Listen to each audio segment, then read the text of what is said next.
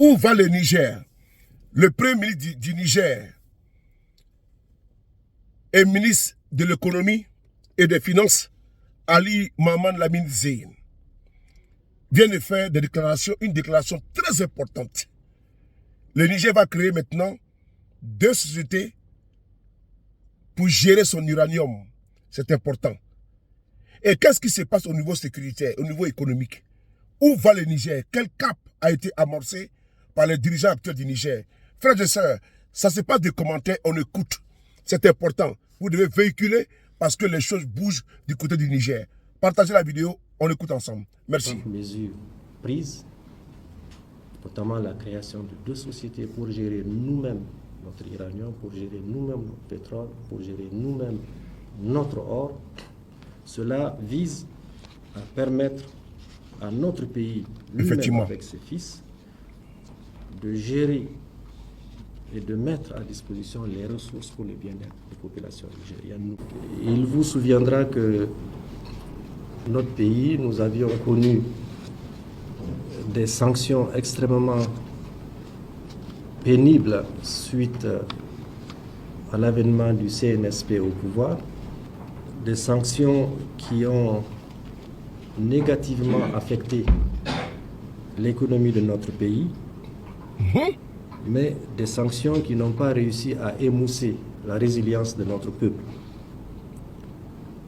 Il faut dire que l'embargo que nous avons connu, j'ai presque envie de parler du blocus, il nous a confortés dans le nécessaire effort de continuer à résister. Les frontières étaient fermées et curieusement cela a favorisé la pression des groupes terroristes contre nos paisibles citoyens et nos forces de défense et de sécurité. Merci. Je voudrais à cette occasion que nous observions une minute de silence et de prière pour nos frères en armes et les civils qui sont tombés. S'il vous plaît, on se lève un peu.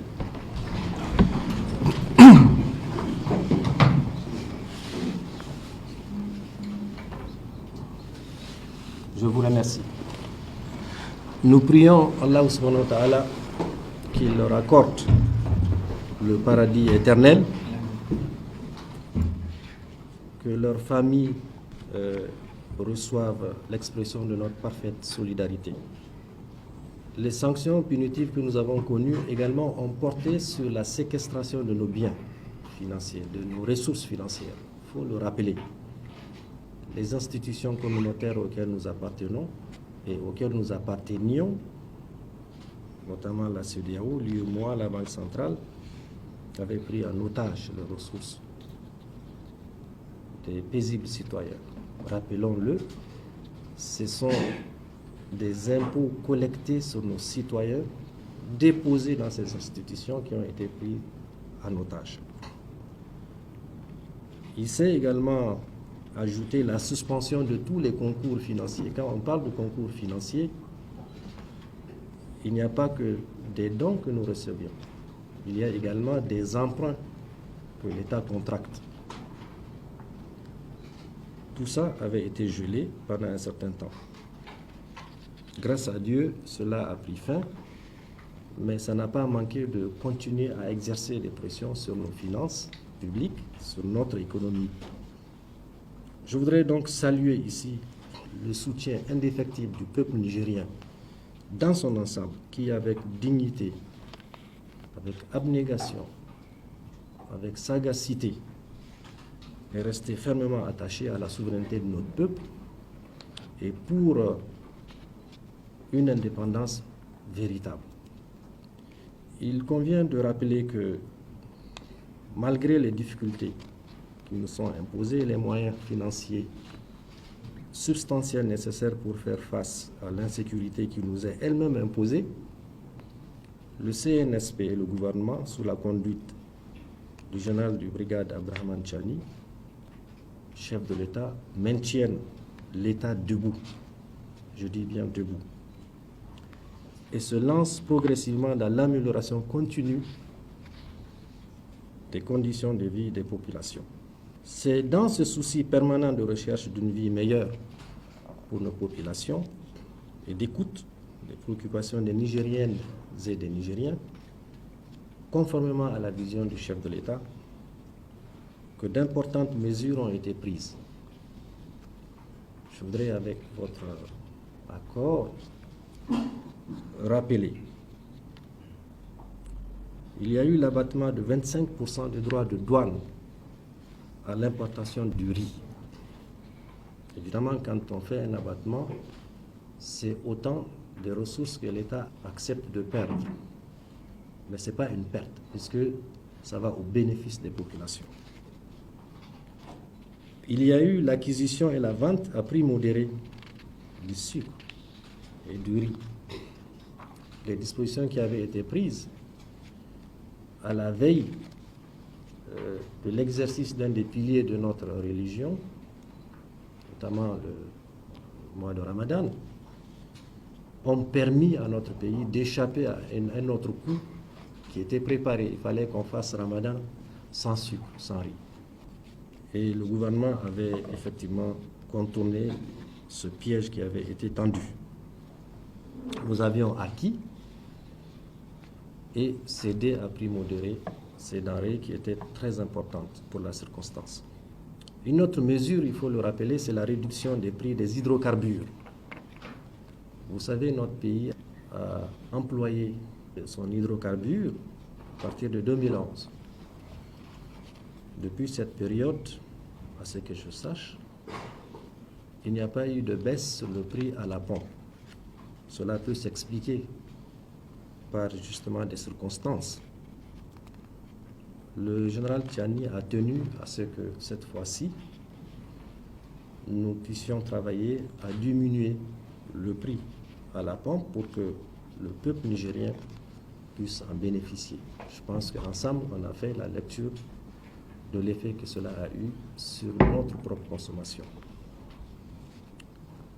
Une autre mesure a été la réduction de moitié et la gratuité de certaines prestations des soins médicaux. C'est une mesure également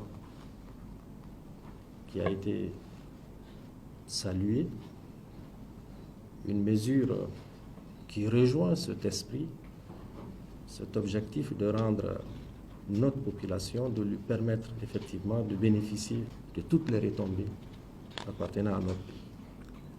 L'inauguration aujourd'hui même à Niamey, au Centre national de lutte contre le cancer, sous le haut patronage du chef de l'État, de l'accélérateur linéaire destiné au traitement des cancers par radiothérapie, montre également que c'est un pas supplémentaire pour toujours être à l'écoute et au service de nos vaillantes populations. Je pense que c'est le lieu de rappeler que très peu de pays disposent de cet instrument extrêmement important et on voit l'effet de deux façons. La première, c'est autant de ressources. C'est quand on évacue, il y a une forte pression sur le budget de l'État.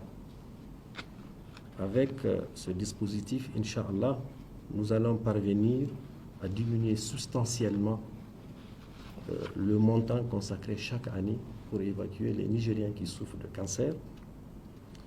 Et le deuxième regard, c'est aussi l'acte posé qui confirme que nous avons décidé effectivement de nous prendre nous-mêmes en charge, c'est-à-dire le principe de la souveraineté. Le lancement très bientôt de l'opération d'achat des céréales directement auprès des producteurs ruraux dans le cadre de la reconstitution du stock national de sécurité alimentaire. Bientôt, Inch'Allah, le chef de l'État a donné instruction que nos producteurs, donc les paysans nigériens qui produiront, pourront vendre à l'État leur production de manière à ce que cela rejoigne le stock national de sécurité et en temps opportun, cela pourrait être utilisé et avoir un impact effectivement à la fois sur l'économie mais également sur les populations elles-mêmes. Mesdames et messieurs, c'est avec donc beaucoup de plaisir que je vous répète, tel que déjà annoncé par les médias, que le président du CNSP, le chef de l'État, a signé hier, lundi 14 octobre 2024, une ordonnance déterminant le régime fiscal dérogatoire applicable aux activités de production, d'importation et de commercialisation du ciment gris. Cette ordonnance, avec effet immédiat, engendre une réduction d'environ 33% du prix de la tonne du ciment gris. Ainsi, le prix de la tonne de ciment gris est fixé ainsi qu'il suit. 55 000 francs la tonne à Niamey, 54 000 à Dosso, 49 000 à Tawa. Il faut souligner que c'est dans cette région qu'il y a la production de ce ciment, ça s'explique. Si on parle du coût de transport, donc il est moindre. 55 000 francs à Maradi, 57 000 francs à Zender, 59 000 francs à Difa, 59 000 francs à Agadez et 57 000 francs à Tillabéri. Au regard des fortes pluies enregistrées cette année dans notre pays et des inondations qui s'en sont suivies, avec des pertes en vies humaines et des dégâts importants sur nos différentes infrastructures, cette baisse importante de prix répond parfaitement à nos besoins de construction et ou de reconstruction de nos infrastructures publiques comme privées, de la construction des routes urbaines et interurbaines, des ouvrages hydrauliques urbains, ruraux, pastoraux, à la construction des classes. Cette réduction de prix du ciment gris va impacter naturellement, mais de manière positive, l'ensemble de nos populations. Le chef de l'État, avec tous les membres du CNSP et du gouvernement, ont estimé qu'il devait y avoir une réaction pour apporter une réponse claire. Comme vous le savez, il y a même un comité national, vous étiez là, je crois, à son lancement, pour répondre aux effets des inondations. Avec cette mesure, ce sont, comme je l'ai dit tout à l'heure, autant d'infrastructures qui sont impactées, qui seront reconstruites, autant de classes, des cases de santé, des centres de santé, des routes, des barrages, des mini-barrages, pour augmenter la production, le niveau de production, permettre aux paysans évidemment d'avoir des espaces. C'est une décision de spectre très large de bénéfices et d'effets induits.